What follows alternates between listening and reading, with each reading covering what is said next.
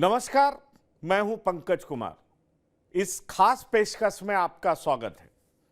आपको अभी अभी पता चल गया होगा कि किस तरीके से एनडीए में सीटों का बंटवारा हुआ है। चिराग के हाथ में लॉटरी लग गई। जैसा कि कुछ दिनों पहले से यह खबर आ रही थी कि एलजेपी मतलब चिराग पासवान, एनडीए ने इसको एक्नॉलेज कर लिया है। कहा यह भी जा रहा था कि नीतीश कुमार पशुपतिनाथ पारस के लिए बैटिंग करेंगे, उनके समर्थन में खुल करके सामने आएंगे, लेकिन ऐसा कुछ हो नहीं सका। और परिणाम स्वरूप आपको मालूम है कि 17 सीटें बीजेपी को, 16 जेडीयू को, 5 एलजेपी रामविलास यानी चिराग पासवान की पार्टी को, 1 उपेंद्र कुशवाहा को और 1 जीतन राम मांझी की पार्टी हिंदुस्तानी आवाम मोर्चा को मिल गई है। इसका मतलब बहुत साफ है कि एनडीए ने लोकसभा चुनाव के लिए अपने घटक दलों को भी साध लिया है। मतलब उनके घटक दल कौन होंगे ये तय कर लिया है।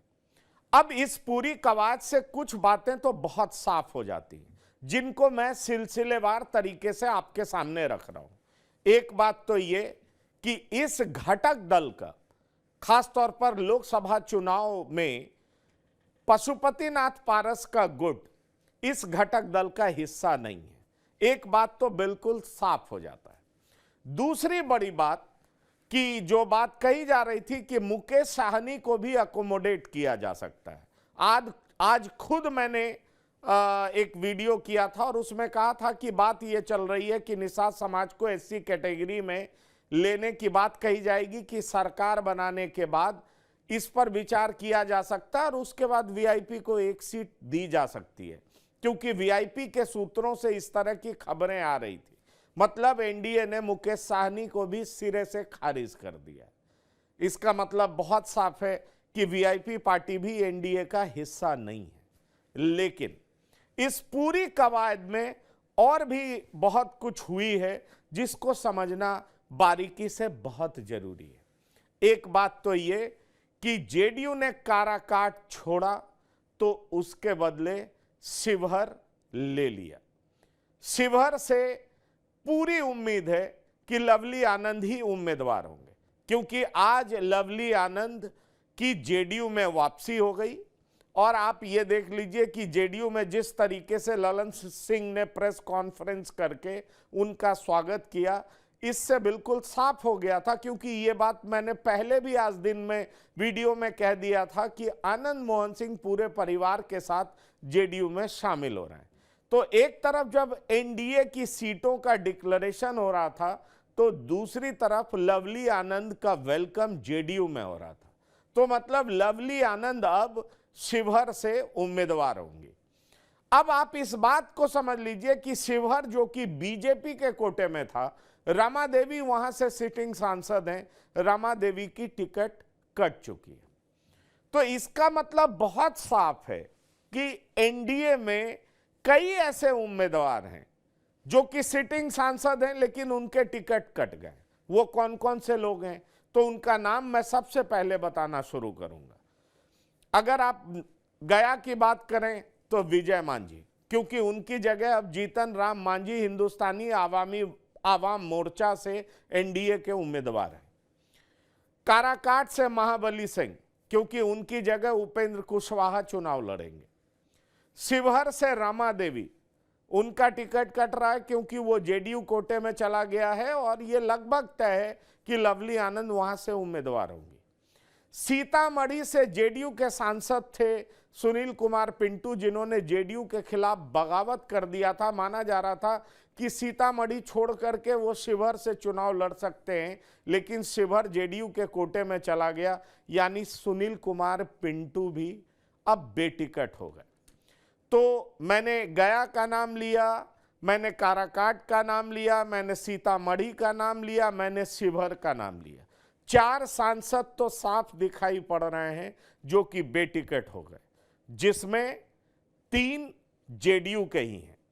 और सीतामढ़ी से देवेश चंद ठाकुर को उम्मीदवार बनाया जाना लगभग तय है। अब आ जाइए कि पशुपतिनाथ पारस की टीम का क्या होगा, क्योंकि पशुपतिनाथ पारस खुद सांसद हाजीपुर से थे। हाजीपुर सीट चिराग पासवान को जा चुका है। तो यह बात तय है कि एनडीए की तरफ से चिराग पासवान उम्मीदवार होंगे। तो हाजीपुर सीट भी कट चुका है। चूंकि वर्तमान में चिराग पासवान जमुई से सांसद थे, इसलिए जमुई से कोई नया उम्मीदवार ढूंढा जाएगा। और मैं आपको यह बता दूं कि चिराग पासवान अपने बहनोई अरुण भारती को टिकट देना चाहते हैं, इसलिए पूरी संभावना है कि अरुण भारती जमुई से उम्मीदवार हो सकते हैं। लेकिन अगर वैशाली की बात करूं तो वैशाली से संयुक्त लोजपा की जीती हुई सांसद वीणा देवी, क्या वीणा देवी को टिकट मिलेगा? इस पे बहुत बड़ा सवाल है, क्योंकि चिराग अपने कोर ग्रुप में हमेशा यह कहा करते थे कि वैसे किसी भी सांसद को टिकट नहीं दूंगा जिन्होंने मुझे और मेरी पार्टी के साथ धोखा किया।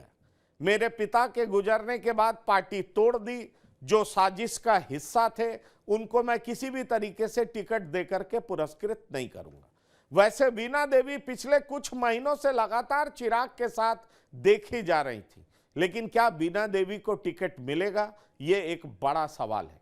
क्योंकि वहां से दो लोगों के नाम लिए जा रहे हैं, वो नाम है संजय सिंह और विनीता विजय।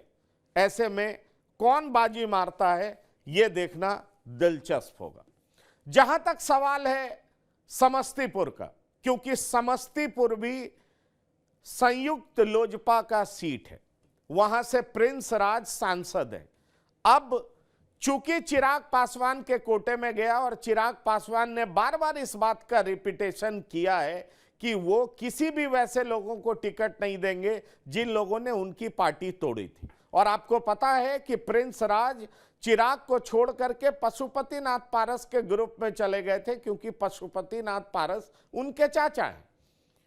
वैसे तो चिराग के भी चाचा हैं, लेकिन कहा यह भी जाता है कि प्रिंस राज के लिए पशुपतिनाथ पारस माफ करिएगा, प्रिंस राज के लिए चिराग पासवान के दिल में थोड़ा सॉफ्ट कॉर्नर है, क्योंकि जब पार्टी को एक होने की बात हो रही थी तो प्रिंस राज इसके पक्षधर थे। पशुपतिनाथ पारस ने भले ही कह दिया था कि सिर्फ पार्टी ही नहीं टूटी है, परिवार भी टूटा है, दिल भी टूटा है, सब कुछ टूट चुका है, इसलिए हम एक हो नहीं सकते।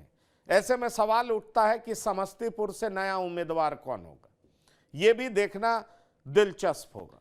उसके बाद चिराग के कोटे में एक और सीट जो गया है वो है खगड़िया। अब खगड़िया से उम्मीदवार कौन होगा, क्योंकि सिटिंग सांसद संयुक्त लोजपा के महबूब अली कैसर हैं, और महबूब अली कैसर टू एंड फ्रो करते रहे हैं।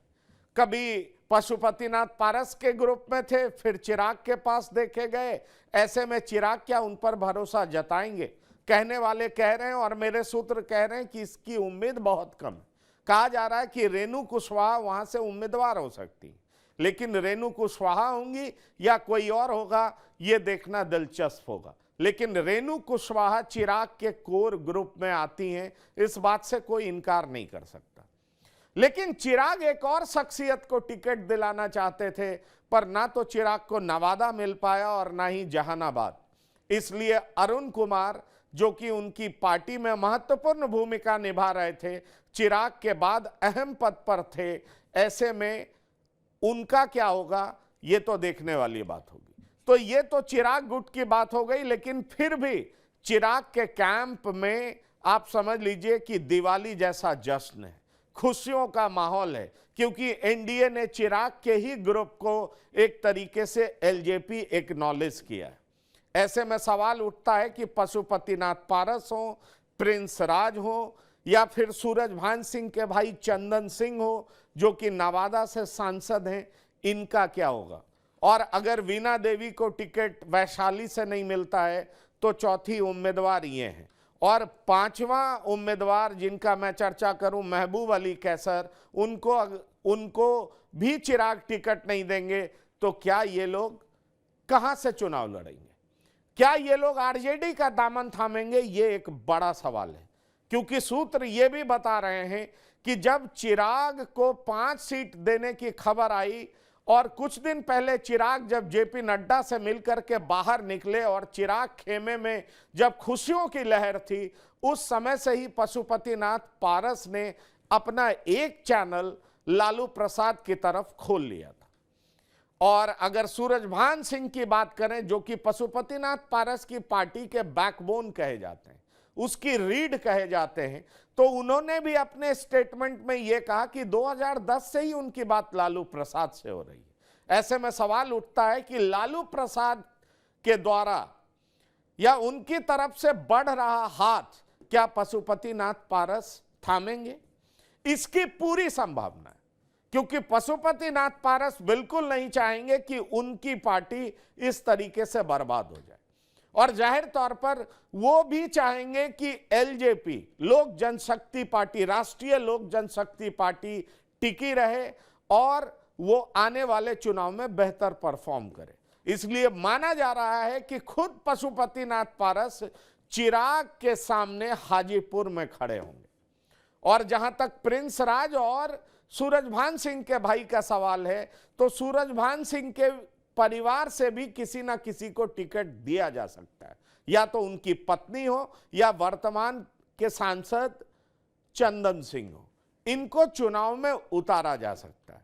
अब सवाल उठता है कि महबूब अली कैसर का क्या होगा और वीणा देवी का क्या होगा, तो यह देखने वाली बात होगी, क्योंकि अगर आरजेडी इनको टिकट देने के लिए तैयार होती है और चिराग इनको एक्सेप्ट नहीं करते, तो निश्चित तौर पर इनकी स्थिति बहुत खराब हो जाएगी। लेकिन इन पूरी बातों का लब्बो-लुआब क्या है? लब्बो-लुआब यह है कि अगर आप देखें तो जेडीयू से 3 लोग बेटिकट हो गए, एक विजय मांझी, दूसरे महाबली सिंह और तीसरे सुनील कुमार पिंटू।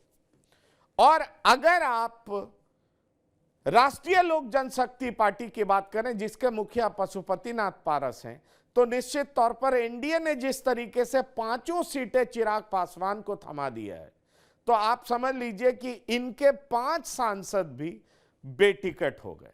ऐसे में अगर आरजेडी के तरफ से इनको टिकट नहीं दिया जाता है, तो निश्चित तौर पर इस बार निर्दलीय चुनाव लड़ सकते हैं, लेकिन इनके पास फिर कोई और संभावना बच नहीं जाती है। सवाल कई हैं जिनके जवाब भी हम आपको देते रहेंगे, क्योंकि अगर आप बीजेपी की भी बात करें तो बीजेपी ने शिवहर छोड़ दिया। शिवहर से सिटिंग सांसद रमा देवी हैं, रमा देवी का भी टिकट कट गया। ऐसे में सवाल उठता है कि जब शिवहर सीट ही छोड़ दी गई, तो रमा देवी का टिकट कटना लाजमी है। इसलिए अगर आप 9वें सांसद की बात करें तो वो रमा देवी हैं। और इस तरीके से आप देखें तो इस बार उम्मीदवार के तौर पर कई नए चेहरे आपके सामने दिखाई पड़ सकते हैं। यह बिल्कुल साफ प्रतीत हो रहा है, कई नए चेहरे सामने दिखाई पड़ सकते हैं। और सवाल यह भी उठता है कि जिस तरीके से आरजेडी में यह बात चल रही थी कि फेज वाइज सीटों का डिक्लेरेशन होगा, तो क्या मुकेश साहनी अब फिर से आरजेडी का दामन थामेंगे? क्या मुकेश साहनी आरजेडी के गठबंधन में शामिल होंगे? क्योंकि बीजेपी ने तो उनको रिजेक्ट कर दिया है। पशुपतिनाथ पारस क्या आरजेडी में शामिल होंगे? क्योंकि लोकसभा में पशुपतिनाथ पारस को अकोमोडेट करने की अब कोई गुंजाइश नहीं रह गई है। इसलिए इन तमाम चीजों को देखें तो एक बात बहुत साफ दिखाई पड़ जाता है कि एनडीए के टिकट बंटवारे के बाद अगर सबसे बड़ा लूजर कोई रहा है तो वो पशुपतिनाथ पारस रहे हैं, और साथ ही साथ वीआईपी पार्टी दिखाई पड़ रही है। और अगर आप बीजेपी के एक सांसद की बात करें तो वो रमा देवी साफ तौर पर दिखाई पड़ रही है। वैसे बाकी 17 सीटों पर बीजेपी चुनाव लड़ने जा रही है। सिर्फ 1 सीट का काराकाट के बदले बीजेपी ने शिवहर दिया है, बाकी सारी सीटें बीजेपी ने वही रखी है जो जिस सीट पर बीजेपी पिछले बार चुनाव लड़ी थी। इसलिए तमाम उन बातों पर भी विराम लग जाता है जो कहा जा रहा था कि बांका से क्या होगा, क्योंकि बांका से कई नाम की चर्चा थी, साथ ही साथ और भी सीटों पर चर्चा थी कि यहां से क्या होगा, कटिहार से क्या होगा। मतलब जेडीयू ने अपने तमाम जीती हुई सीटें ले ली है, सिर्फ काराकाट और गया छोड़ा है। और साफ इससे जाहिर होता है कि गया और काराकाट 2 और घटक दल को गया है। बाकी बीजेपी और जेडीयू प्रमुख घटक दल है, और तीसरी प्राथमिकता दी गई है तो चिराग पासवान की पार्टी को दी गई है। इसलिए कल और परसों में एक बात बहुत साफ हो जाएगा कि जो लालू प्रसाद का कुनबा है, जो महागठबंधन है, इंडिया अलायंस है, उसमें पशुपतिनाथ पारस शामिल होते हैं या नहीं होते। मेरे सूत्र साफ कह रहे हैं कि पशुपतिनाथ पारस शामिल होंगे। और जहां तक वीआईपी पार्टी का सवाल है, तो राजनीति में प्रासंगिक रहने के लिए अब उनके पास भी सिर्फ और सिर्फ एक विकल्प रह गया है, वो है महागठबंधन। ऐसे में सवाल उठता है कि क्या वीआईपी पार्टी को मुजफ्फरपुर या खगड़िया दिया जा सकता है। सूत्र तो ये बता रहे हैं, टीवी 9 के जरिए ये पता चल रहा है कि उनको कटिहार ऑफर किया जा रहा है। ऐसे में अगर उनको कटिहार ऑफर किया जाता है तो कांग्रेस के दिग्गज नेता तारिक अनवर का क्या होगा, यह भी एक बड़ा सवाल है। इसलिए ऐसे कई सवाल हैं जिनके जवाब सामने आएंगे, क्योंकि एनडीए ने भले ही अपने टिकट बंटवारे की पेंच को सुलझा लिया, क्योंकि एनडीए ने टिकट का डिक्लेरेशन कर दिया है, लेकिन महागठबंधन में अभी भी यह पेच फंसा हुआ है, क्योंकि सीपीआई-एमएल 2 सीट पर मानने को तैयार नहीं है। और सवाल यह उठता है कि सीपीआई-एमएल की जो डिमांड है उसको क्या आरजेडी पूरा करेगी, कांग्रेस की जो डिमांड है उसको आरजेडी पूरा करेगी क्या, क्योंकि सूत्र बताते हैं कि हर हाल में आरजेडी उन सीटों पर लड़ना चाहती है जिस पर जेडीयू के उम्मीदवार खड़े। तो आप समझ लीजिए कि वो 16 सीट पे तो आरजेडी लड़ेगी ही, और आरजेडी तकरीबन 28 से 30 सीटों पर लड़ना चाहती है। 7 सीट वो कांग्रेस को देना चाहती है, 2 सीट सीपीआई-एमएल को देना चाहती है और 1 सीट सीपीआई को देना चाहती है। 1 सीट जो सीपीआई को देना चाहती है वो बेगूसराय है, लेकिन उस पे भी पेंच फंसा हुआ है, क्योंकि कांग्रेस अपने तेज तर्रार नेता कन्हैया कुमार को उतारना चाहती है। तो इस तरीके से महागठबंधन का पेंच अभी सुलझा नहीं है, लेकिन आने वाले 24 से 48 घंटे में सुलझने की संभावना है।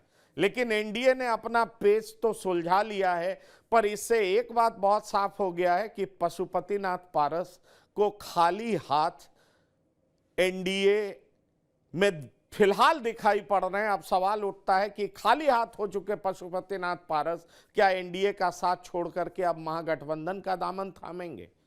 वीआईपी को नहीं मिले तवज्जो के बाद क्या वीआईपी पार्टी फिर से महागठबंधन का हाथ थामेगी? ये एक बड़ा सवाल है, और महागठबंधन के भीतर किस तरीके से सीटों का बंटवारा होता है वो भी देखना दिलचस्प होगा। बहरहाल आगे की जो भी राजनीति होगी उससे हम आपको रूबरू कराते रहेंगे, लेकिन इस फिलहाल खास एपिसोड में इतना ही।